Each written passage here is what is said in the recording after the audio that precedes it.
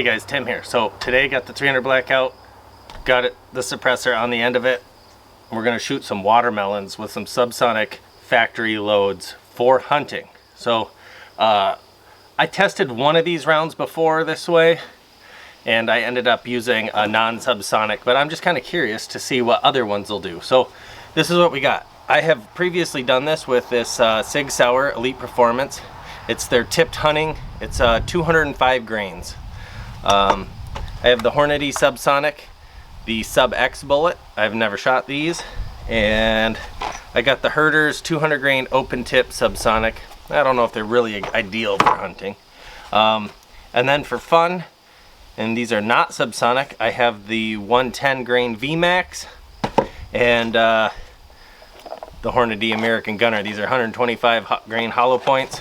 I know that these do work on deer. My son shot his deer last year with them and they worked good. So I know what they'll do to a watermelon. So that's what we're gonna shoot. I got 5 watermelons.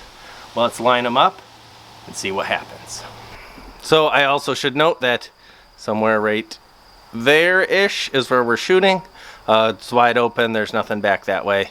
And it's about 60 yards-ish. So it's not too far of a shot. I wouldn't shoot too far with subsonics, but here we go. All right, so here we go.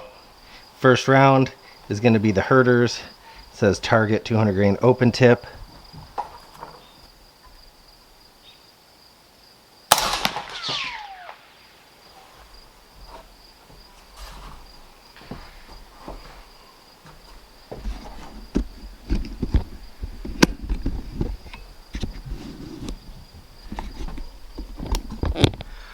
All right, didn't sound impressive. I see a hole down there, so we'll go check it out. But no big explosion. You could, you know, hear the zing of the bullet, whatnot. But let's go check it out.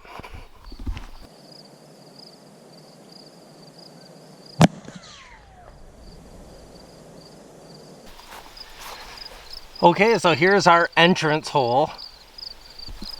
And here is our exit hole. You can see some expansion. We will take a knife and we'll cut this open here at the end, and we'll analyze what they kind of looked like to us. But let's put the next one up and do this while we're losing light, because we can always put the light on while we dissect.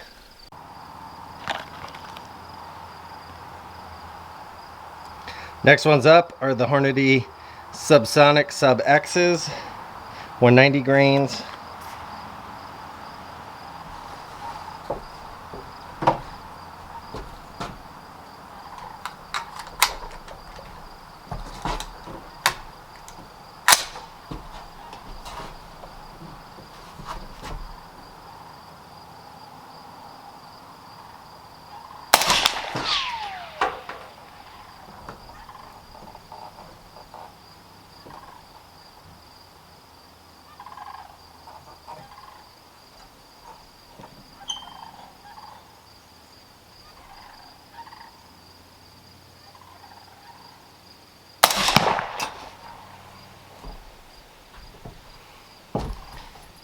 That one was more impressive. Okay, let's go check that one out.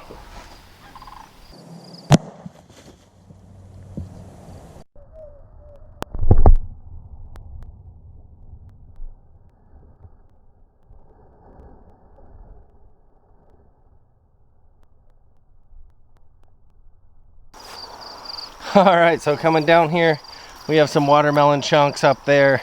We got some thrown about, we'll give it 5 feet. Here's the main body of the watermelon, and I'd say it's pretty much goobered. It did its job. We got goo all around here and all over here, so everything's about 5 feet away. I would say that did its job 100%. We don't need anything really more than that. But here's all our pieces, and there's just big chunks right here. So if you're shooting a deer, that thing's gonna be hit hard. All right, shot 3, we got the Sig Sauer Elite Performance. They're 205 grain. Let's do it.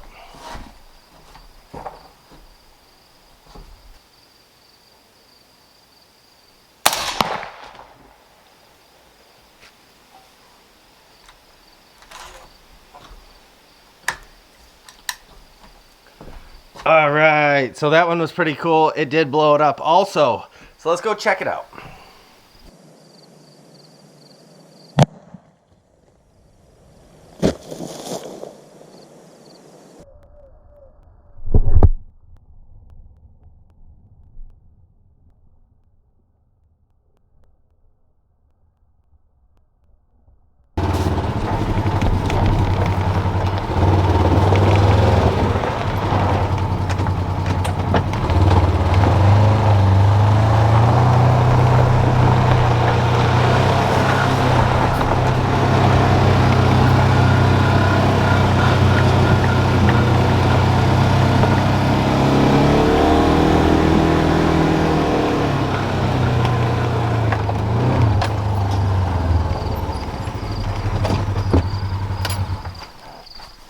All right, so let's look at this target.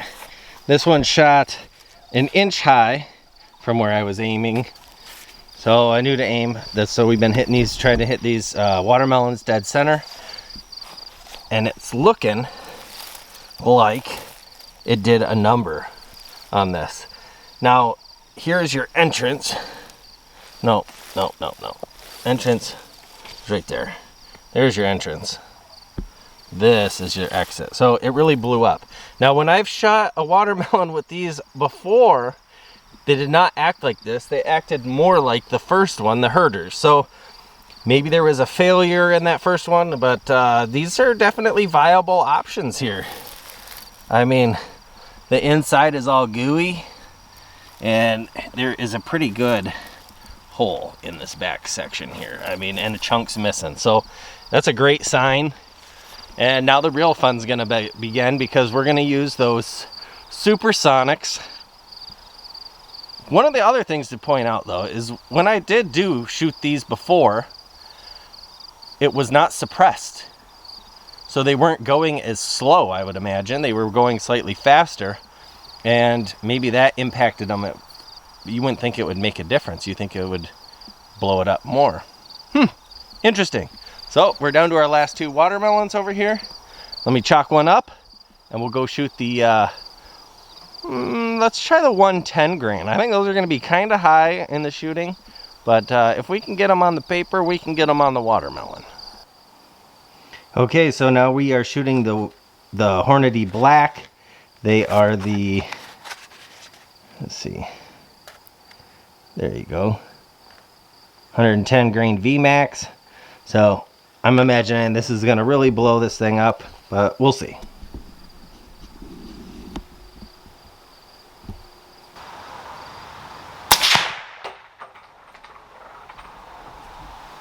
Now that was a watermelon blowing up. Let's go take a check out that one. That was so cool. Watch it just splatter.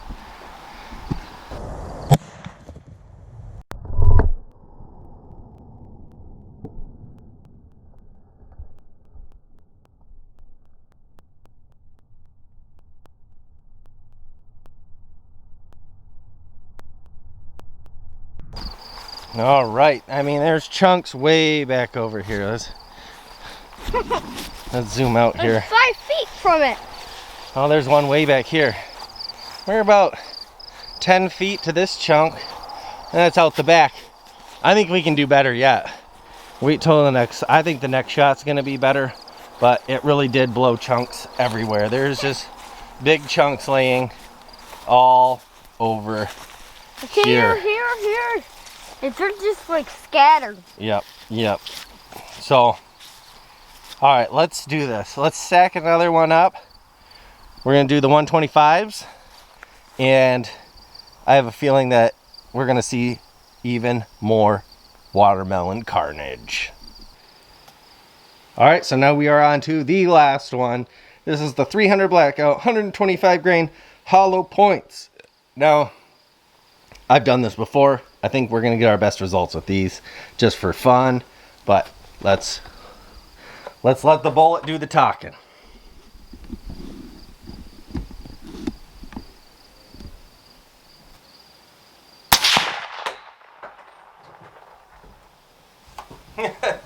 There was chunks raining down. I don't know if you can see it from here, but hopefully the GoPro down there got some good footage of that. Let's go check that last one out. and we'll bring a knife down there and cut the first one open.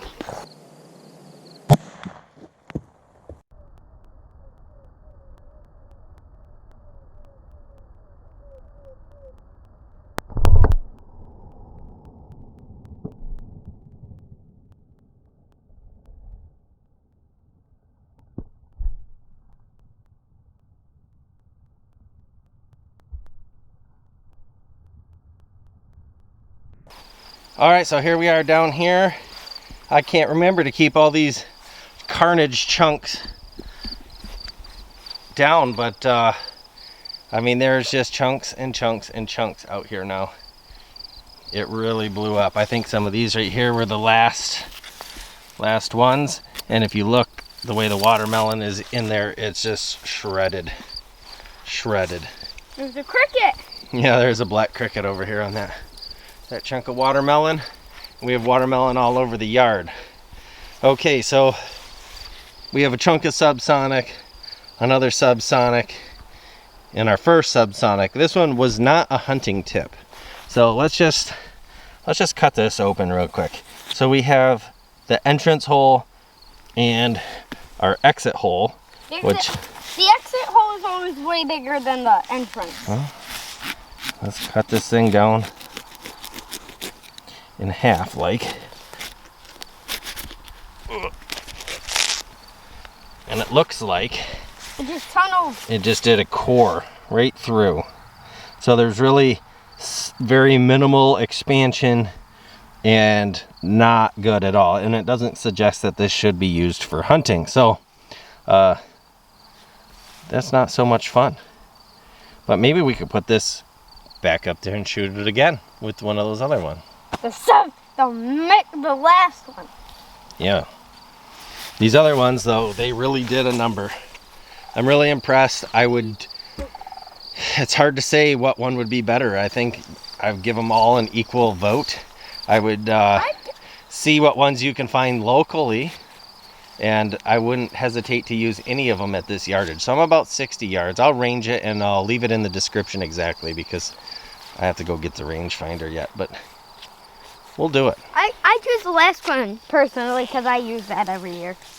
Yeah, but not this year. Not this year. Yeah, because now we can keep it quiet. So we'll use one of those subsonic ones, either the Hornadies or the Sig Sauers. But I think we got more availability of the Hornady in my area. So, all right. All right, so I forgot to show this. So we have the Herters 200 grain. We have the 205 grain Sig Sauer.